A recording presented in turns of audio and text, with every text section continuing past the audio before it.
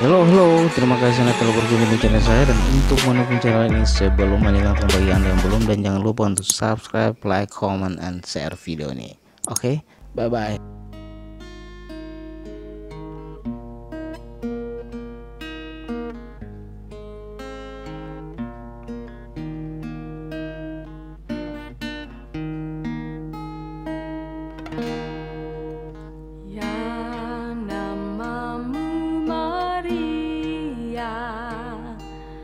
Bunda yang ku cinta, merdu menawan hati di skala. Ibu putra putri Maria yang terkasih, saat ini saya sedang berada di Kolser Goa Maria, stasi Kolser Paroki Langgur, Kecamatan Kekecil, Kabupaten Maluku Tenggara. Setelah masuknya gereja Katolik di Kepulauan K lewat pembaptisan pertama Maria Sakbau oleh Pastor Kuster SY pada tanggal 13 Juli tahun 1889 atau 131 tahun yang lalu, umat Katolik mulai membangun Goa Maria untuk memberikan penghormatan dan cinta yang istimewa kepada Bunda Maria. Dan goa ini dengan nama Goa Maria Immaculata adalah Goa Maria yang pertama dan tertua di Maluku Keuskupan Amboina. Bahkan mungkin termasuk salah satu Goa Maria tertua di Indonesia. Goa ini diresmikan, dibaptis oleh Pastor Henrikus Nolan MSc pada tanggal 8 Desember tahun 1926 atau 94 tahun yang lalu. Dikisahkan bahwa saat Perang Dunia Kedua berlangsung, dari pesawat udara Jepang menjatuhkan bom bertubi-tubi untuk menghancurkan dan meratakan Goa Maria ini. Tetapi tak satu pun bom berhasil menyentuh Goa Maria pun halamannya. Banjir bom yang tersiram dari udara oleh Jepang hanya melanda dan berhasil memporak-porandakan hutan sekitar dan membumi hanguskan perumahan penduduk yang ada di sekitar Goa Maria Immaculata ini. Goa Maria yang amat bersejarah ini berdiri kokoh hingga saat ini dan menjadi salah satu tempat syara bagi umat Katolik Kepulauan K. Saudara terkasih, Bunda Maria juga digelari Bunda yang tak bercelah, yang dikandung tanpa noda dosa, atau disebut Mater Immaculata. Pesta Santa Perawan Maria dikandung tanpa noda dosa dirayakan setiap tanggal 8 Desember sudah sejak tahun 1246. Sebutan Bunda Maria Immaculata atau tanpa dosa baru dirumuskan sebagai dogma oleh Paus Pius ke-9 pada tahun 1854, yaitu bahwa Maria yang penuh rahmat, Bunda Yesus Kristus, sejak dikandung dalam rahim ibunya bebas dari dosa asal dengan mengingat jasa Kristus putranya di kemudian hari. Maka saudara terkasih, Bunda Maria ditebus pula oleh Kristus, tetapi sejak saat pertama keberadaannya. Dogma ini diakui oleh gereja Ortodoks, tetapi mereka tidak menerima bahwa hal itu ditetapkan oleh Paus. Keyakinan ini didasari pula dalam Alkitab bahwa malaikat Gabriel menyelaminya sebagai penuh rahmat. Maria setia pada Yesus sampai hari wafatnya. Maria bersatu dengan murid-murid Yesus waktu turunnya Roh Kudus pada hari Pentakosta yang pertama.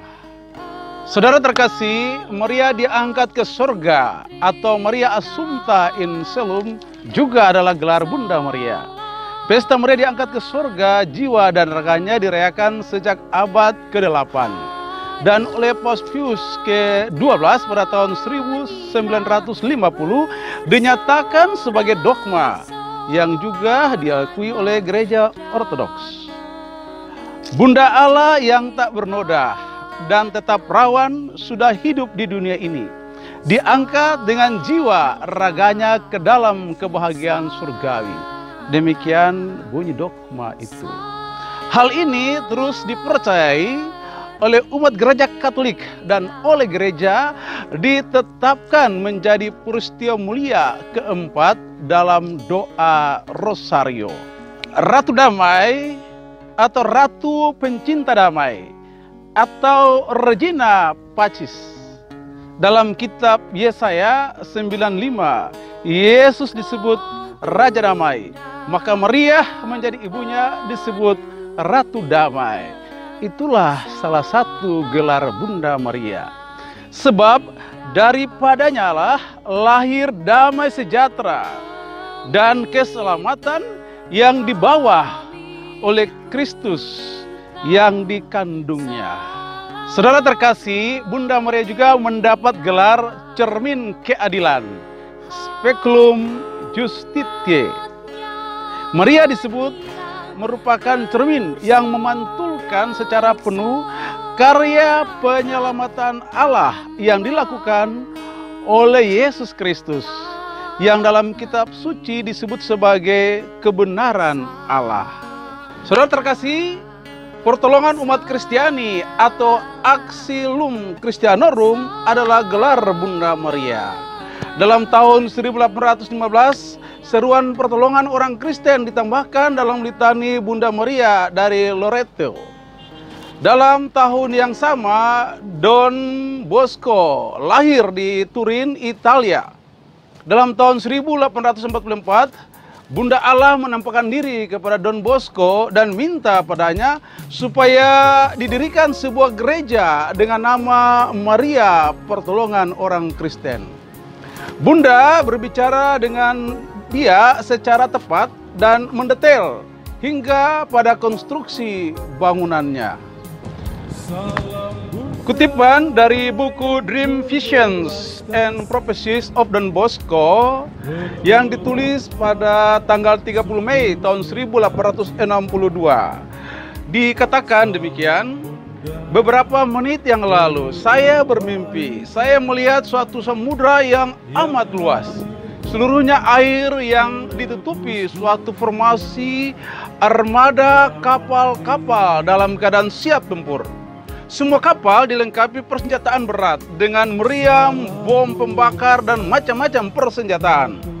Setumpuk buku dihadapkan pada sebuah kapal yang cukup megah, lebih agung dari kapal lainnya.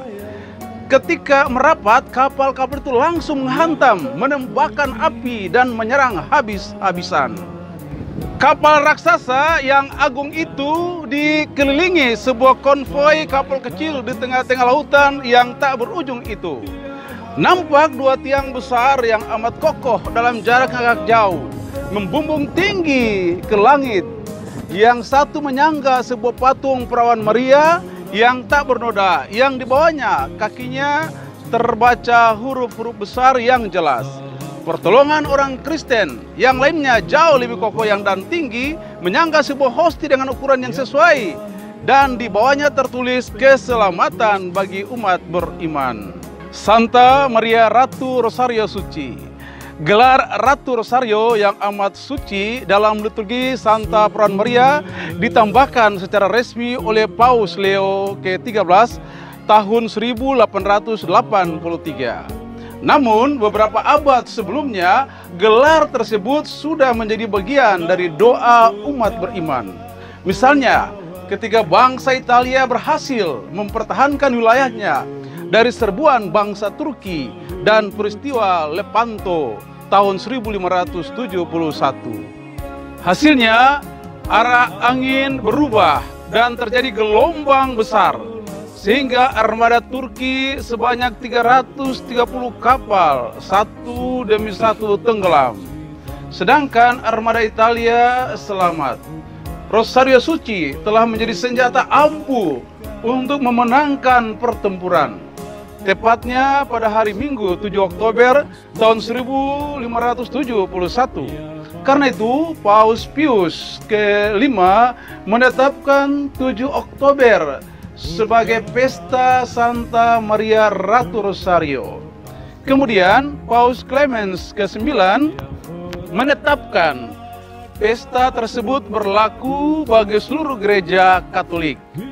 Bunda Maria sendiri dalam pesan yang disampaikan kepada Romo Don Stefano Gobi pada 7 Oktober 1995 berkata, "Aku adalah Ratu Rosario Suci." Kemenangan dalam pertempuran di laut tersebut diperoleh setelah kapal-kapal Italia diberkati dan dipersembahkan kepada perlindungan Bunda Maria.